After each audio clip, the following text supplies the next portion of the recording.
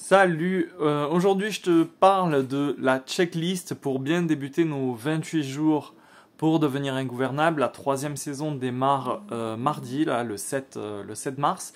Et donc l'idée c'est de te donner les clés, les conseils pour que tu mettes toutes les chances de ton côté pour devenir ingouvernable sans trop d'efforts. Donc ton état de forme global en fait va impacter ta manière d'aborder ces 28 jours. Et voici finalement mes conseils, ma checklist pour que tu sois au top avant de démarrer. Le premier conseil en fait c'est de prendre bien soin de ton sommeil. C'est même le conseil le plus important. Si tu devais appliquer qu'une seule astuce, ça serait celle-ci, parce que la fatigue, c'est vraiment le plus gros frein pour éprouver de la gratitude. Si tu es crevé, tu vas être en pilote automatique, dans le mental, et du coup, ça va être ton adversaire, ton petit roi, qui va commencer à enchaîner les plaintes, etc. Et ça va être très très dur de ressentir quoi que ce soit de positif. Donc je t'invite à te coucher plus tôt, à bichonner vraiment ton lit, à améliorer la qualité de ton sommeil. On va stopper par exemple les écrans avant de dormir, et on va se faire un peu de lecture ou un peu de musique pour se détendre.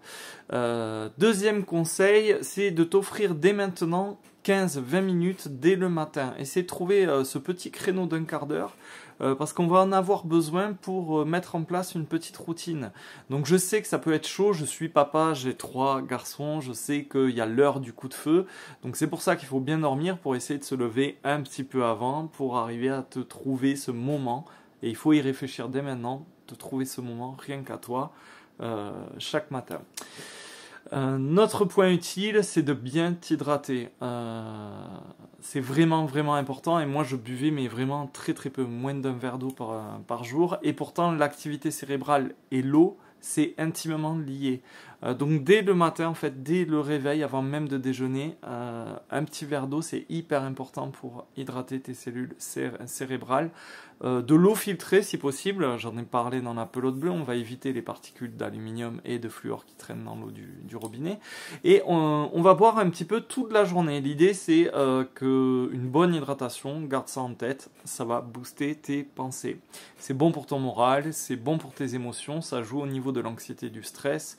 Ça aide à mieux dormir également, ça entretient ton agilité finalement dans tes capacités cognitives, donc on va boire toute la journée. On va prendre aussi soin de ce qu'on va manger, beaucoup moins de produits transformés, on va manger beaucoup moins aussi, vu le prix de toute manière en ce moment, on va faire ça, et on va surtout essayer de manger beaucoup mieux.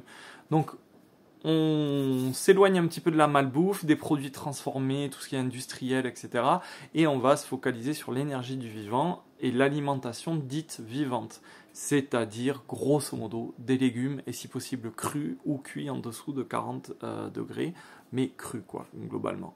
Donc, et encore mieux, si ça peut venir pas très loin de chez toi, tu vois, du petit producteur du coin ou bio, voilà, c'est ce qu'il faut privilégier.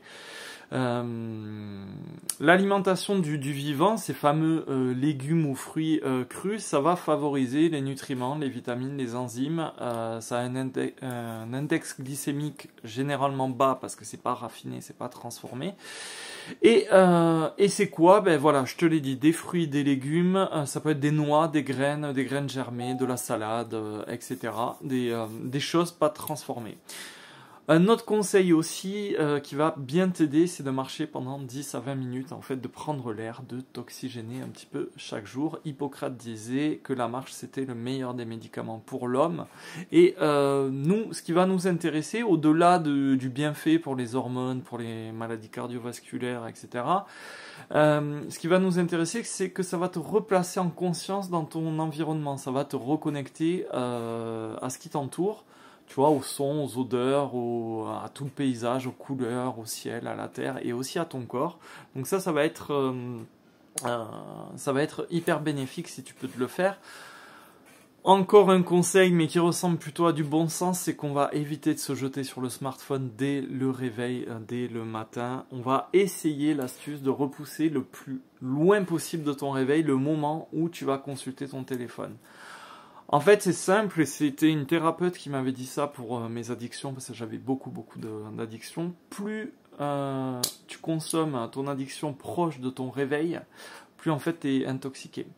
Donc c'était vrai pour la clope et plein d'autres choses. Là, on va essayer voilà, de décaler ce moment où tu vas consulter ton téléphone. Et on sait en plus, les scientifiques l'ont mesuré, au niveau de la neuroscience, on sait que c'est mauvais pour ton cerveau parce que tu passes trop vite des ondes delta du sommeil, en fait, du sommeil profond, aux ondes alpha du stress. En fait, tu t'infliges du stress inutilement, et dans le même délire, on va faire une pause au niveau de l'information.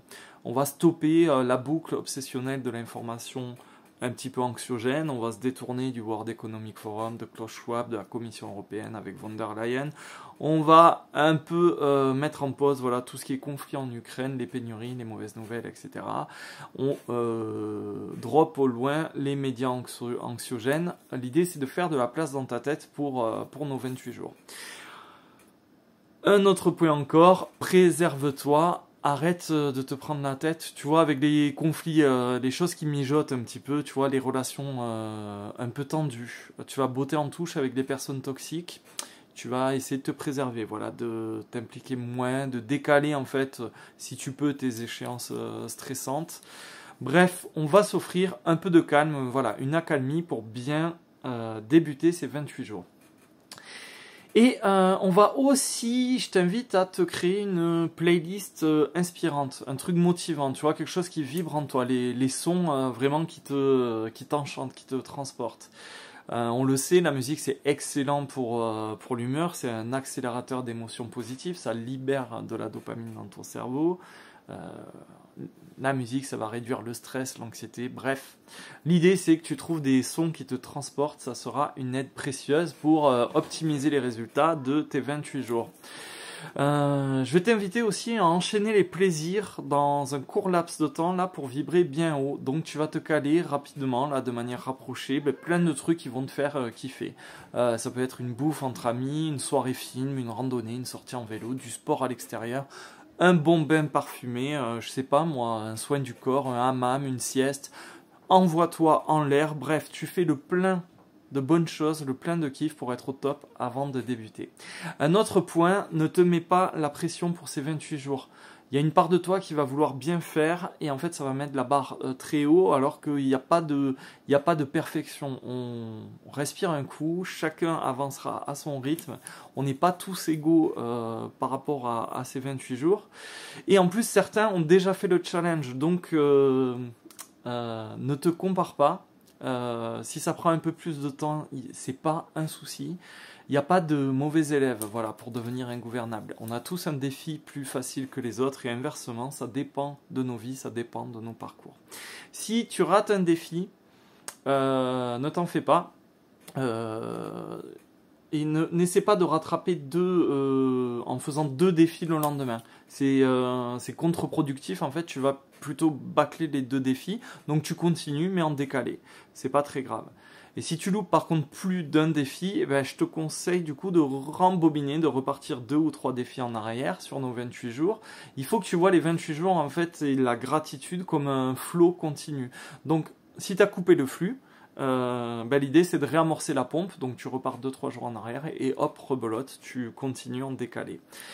Enfin, trouve-toi de quoi noter parce que les 28 jours vont nécessiter un cahier. On a besoin d'écrire. Donc ça peut être un cahier que tu as déjà, qui traîne et qui est très joli, très mignon, ou un simple cahier de brouillon. Ce qui compte, c'est l'intention que tu vas mettre dans ce cahier. Tu peux aussi te procurer mon carnet de 28 jours. Lui, il est composé spécifiquement pour ce défi dans l'optique d'être ingouvernable. Tu peux demander les infos sur mon site ou sur les groupes. Ce qui m'amène surtout au dernier point.